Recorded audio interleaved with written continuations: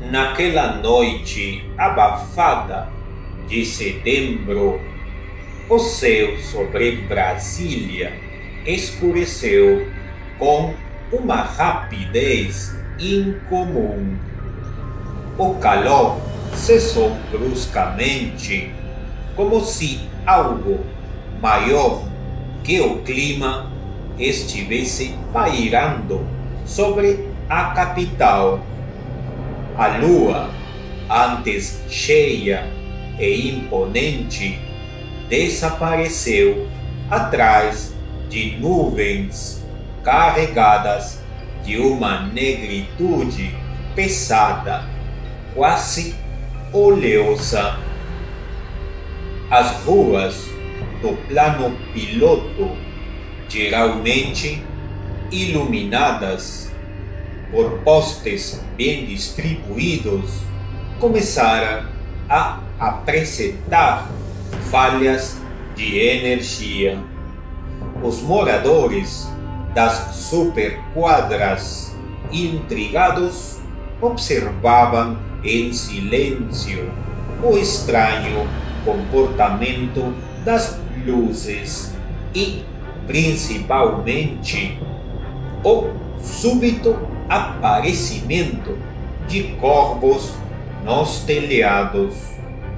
Um animal raro por aquelas bandas estavam lá, empoleirados, imóveis, com olhos vítreos e atentos, como se esperassem por algo. Na Praça dos Três Poderes, vigilantes noturnos pararam de caminhar, hipnotizados pelo grasnar ritmado que agora ecoava entre os monumentos. Um deles, velho conhecido das madrugadas silenciosas, largou o rádio e fitou o céu, onde centenas de aves negras sobrevoavam em círculos lentos. Nenhum deles ousava espantá-los. Uma lenda urbana contada pelos mais antigos dizia que corvos não aparecem por acaso. Eles anunciam morte, especialmente quando chegam em bando. À distância, um morador em situação de rua ajoelhou-se ao ver os pássaros pousando sobre a cúpula do Congresso, murmurando em desespero.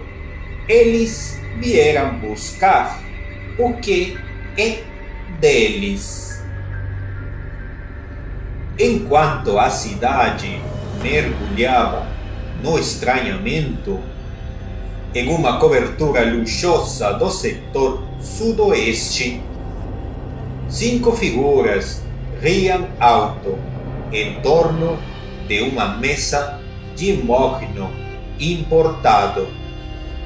Um deputado federal, um empresário da construção civil, um secretário de obras, um lobista veterano e um desembargador aposentado celebravam mais um contrato milionário superfaturado, desta vez envolvendo o desvio de verbas de hospitais públicos. Os rostos suavam pelo whisky escocês, mas também pela arrogância embriagada de quem acredita estar acima das consequências. As janelas panorâmicas exibiam a vista para o eixo monumental, mas ninguém reparava nos pequenos vultos negros que se acumulavam no parapeito externo. Um a um, os sentinelas silenciosas. Lá fora, a temperatura caiu drasticamente. Um nevoeiro denso começou a se formar, subindo pelas calçadas e envolvendo os prédios mais altos, como se a cidade estivesse sendo engolida por uma névoa espectral. Dentro da cobertura, a conversa se calou momentaneamente quando um dos homens apontou para o vidro. Havia uma fileira de corpos observando-os, olhos cravados nos cinco, como se pudessem ver suas almas. Um silêncio estranho tomou conta do ambiente. O ar ficou pesado, difícil de respirar. Mas, em poucos segundos, o charme do álcool voltou a dominá-los, e as piadas obscenas e risadas retornaram, ignorando o aviso silencioso que a própria noite lhes oferecia. Poucas quadras dali, um motorista particular do deputado dirigia de volta para casa após deixar um envelope suspeito em um endereço qualquer do Lago Sul. A caminho do apartamento, viu dezenas de corvos empoleirados nos postes, como uma guarda fúnebre. Tentou ignorar, mas ao dobrar a 702 Sul, um dos pássaros mergulhou direto no para-brisa. O impacto foi seco, o vidro estilhaçou e o carro colidiu violentamente contra um poste. O barulho acordou os poucos moradores atentos da quadra. Quando desceram para ver, encontraram o homem morto com a face retorcida, como se garras tivessem sido cravadas ali. Mas o que mais assustou os bombeiros e policiais foi o estado do carro. Havia sangue nos bancos de trás, embora o homem estivesse sozinho.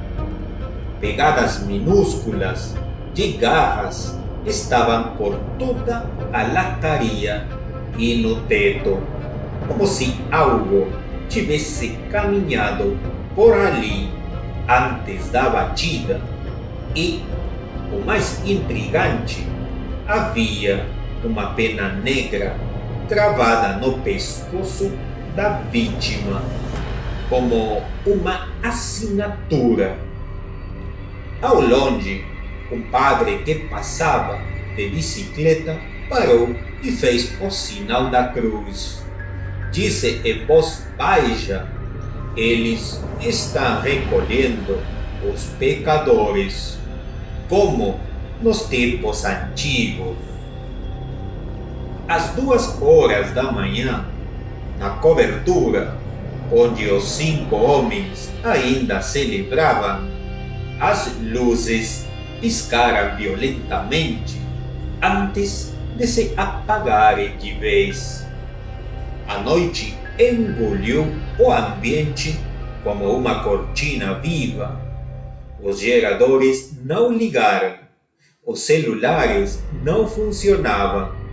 Apenas o luar, filtrado por nuvens densas, iluminava parcialmente a sala.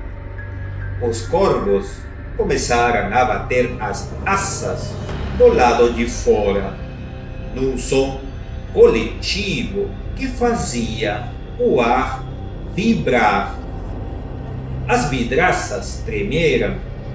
Os 5 homens levantaram-se em pânico, agora percebendo que estavam cercados por algo que não conseguia compreender.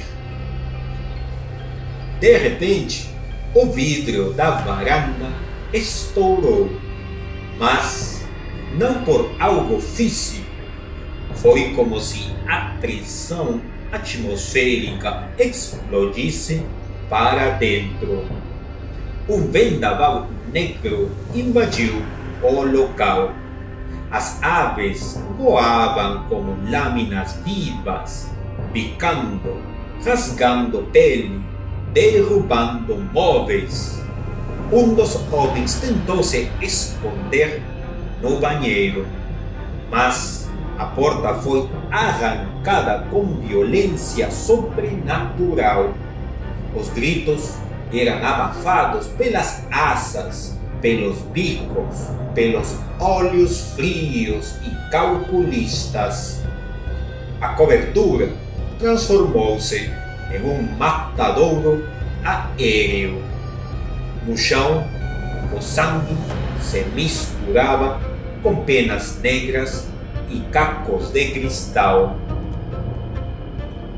Entre os gritos e o caos, uma figura começou a se formar no meio da sala.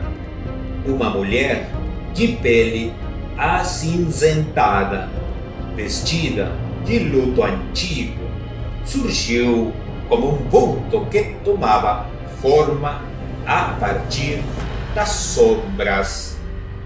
Os corvos voavam em círculo ao seu redor, como se a protegessem ou reverenciassem.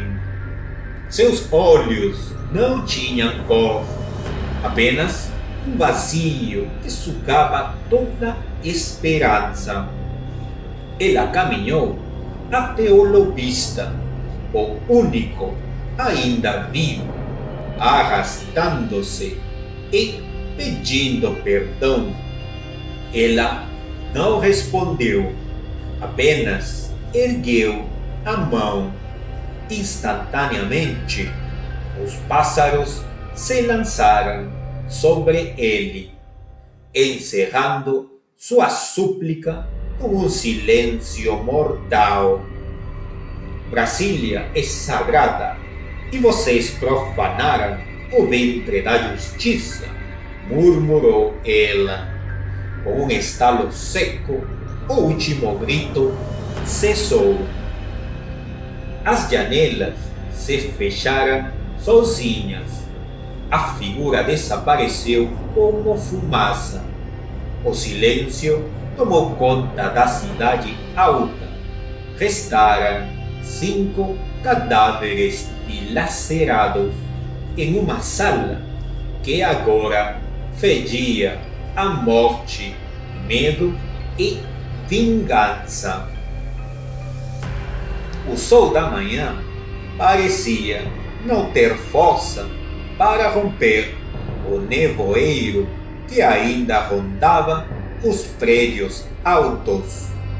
Helicópteros da imprensa sobrevoavam a cobertura, onde os corpos foram descobertos por uma faxineira traumatizada. A cena chocou o país.